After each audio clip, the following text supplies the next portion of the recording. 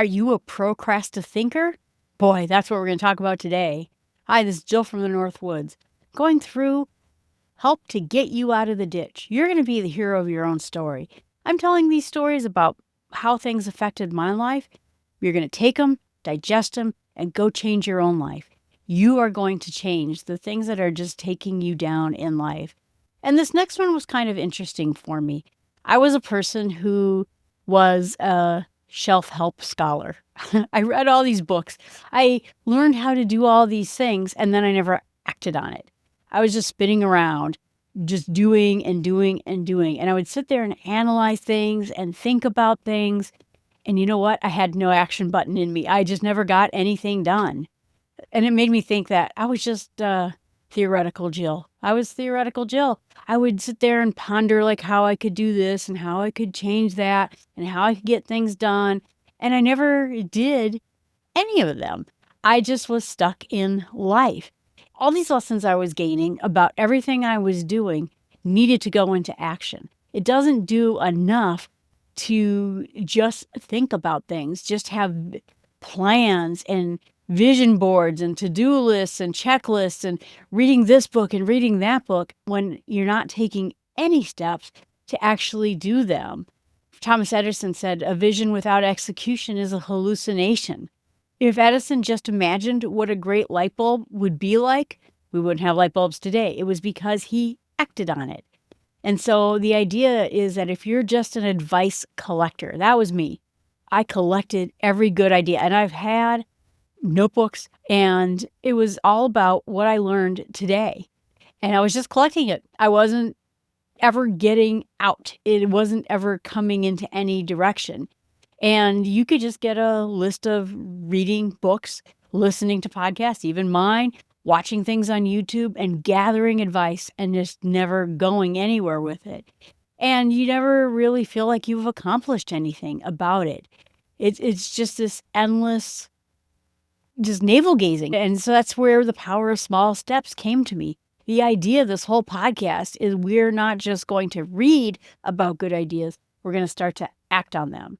We're going to start to think about like BJ Fogg's book and how I started binding tasks together so that I could get done the very things I hate doing. How I got myself to exercise when I didn't want to exercise. How I got myself to start saving money when before I was just blowing money. But all of that takes just one small action at a time, one small step. And so the idea between getting ideas and going with them, there's some good ways of doing it. First of all, there's this idea from David Allen, who writes fantastic books about the 2-minute rule, where if something takes under 2 minutes, just get it done. So I'm always that way when it comes to emails. If I can get an email done under 2 minutes, I just do it. I just respond to it, I write to it, and get it out of my list. It actually will take you longer if you read the email and go, oh, yeah, I'll answer that one later, and you set it aside.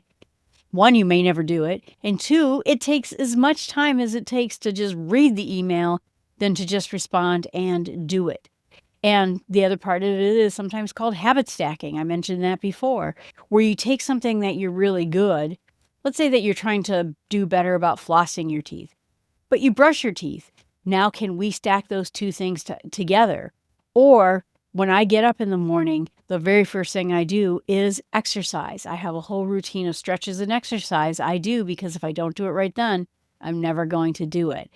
And so if you have friction, ways that you get stuck where you just don't do these actions, you procrastinate, you spin on it, you think about it forever, reduce the friction. So think about exercise. How can you reduce friction when it comes to exercise? You set out your clothes. I ended up buying another pair of sneakers that is just sitting in the room I exercise, which is right over there, because I'd walk in there in the morning and I say, okay, I'm going to go exercise for a little bit. My shoes are in the car. That's right. I brought them to the gym. Okay, well, I'll do this later. Nope. Bought another pair of shoes. They were nothing exciting. I think they were like $17. Put them in my gym. So I reduced friction by having my clothes there, by having water already set aside in there, and having gym shoes ready to go. Everything is set out. I also religiously clean that room. I don't put clutter in that room because I don't want to walk in there and go, oh, this room is just all full of stuff. I'm not going to exercise today. And then the other part of it too is how can you get yourself to call to action? Now, I've done different techniques. It depends on the thing where you can create a vision board, because if you see your goal more visually in front of you, then it's easier to want to do your goal. So if I know that I want to go on a big 500-mile hike in Spain, which sounds amazing, I'm going to have pictures of that hike sitting in my gym room so I remember this is why you're doing it. This is why you're here. Other times, it's about scheduling. So I also have a calendar for my personal life, and I schedule time, not just to do this podcast, but to also exercise, to pay my bills, to do the things I'm supposed to do, take out the recycling every other Monday. So all of that means that I have some sort of a technique that I use to get myself to go into action. Other times, maybe you tell a friend if you're looking to stop eating sugar, something like that. Tell a friend, hey, I'm really trying to stop eating sugar. If we could kind of have a different kind of dessert at night, could I bring like a fruit dessert for us, when we come over and have dinner together, but getting other people involved. There's a million and one techniques to get yourself to act on things, and that's where you really have to figure out what is the right technique for this. Are you just resistant? Are you just easily falling into a bad habit like the dessert one? Maybe you're good with dessert when you're at home, but then when you go out with your friends, you have desserts. Can you do something different with your friends so that you're not easily having dessert? So it really depends on what it is. But some other ways that you can get yourself to do something is to set what they call a Pomodoro timer. I'm just going to clean my kitchen for the next 10 minutes. And every day you set that timer and you just clean for 10 minutes. I know people get hung up, particularly with stuff like cleaning. Oh, it's going to take so long. I really wanted to just be done with work and not have to do all these things. And then if you just say, for 10 minutes, I'm going to clean, then you will eventually get there. So usually setting a quick 5-minute, 10-minute timer, and then when you're done, you quit because you've only committed yourself to just that 5 minutes, just that 10 minutes. Sometimes people do feel like they want to keep going when they do, and once you've gotten yourself in the habit, that's fine. Or identifying your whys. Why are you doing this? So for me, exercise was always the thing I struggle with. I don't like exercising. I really don't enjoy it at all. But why am I doing it? I want to be healthy. I want to go on that 500-mile hike in Spain. I want to do big adventures. And so I always get to my whys. I just don't feel like doing it today. Why? Why am I doing this? Why do I have to exercise? Why? Because you want to go to Spain and go on a great hike. Something like that.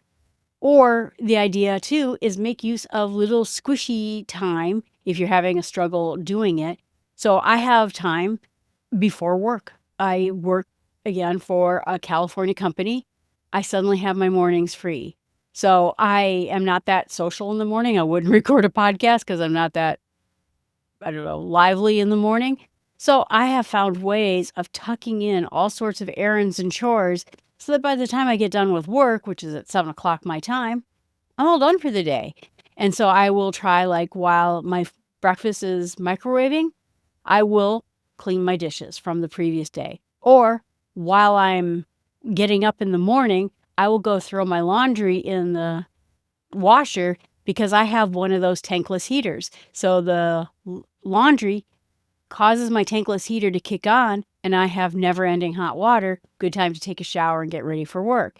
So I try to batch things together that make sense, that work together and make each other's jobs a little bit easier. Maybe the part of the idea is that you come up with some sort of a quota. Let's say you're trying to write a book. Every day I am going to write 200 words. And most apps will count the words you have. So you're creating small steps, small tasks that you just have to get done every day. And the idea, too, behind the writing idea is that you'll say to yourself, I'm not going to edit. This is not editing time. This is just sheer writing time. I'm just going to write what comes to me on this particular book. You can go in later because getting yourself to edit is a little easier than getting yourself to write. So now you're going to create momentum because at some point, 200 words start adding up. Or let's say you're like me. I get into these research loops. I get stuck researching a topic. Like for a while when I was trying to lose weight, I was trying to find the perfect diet.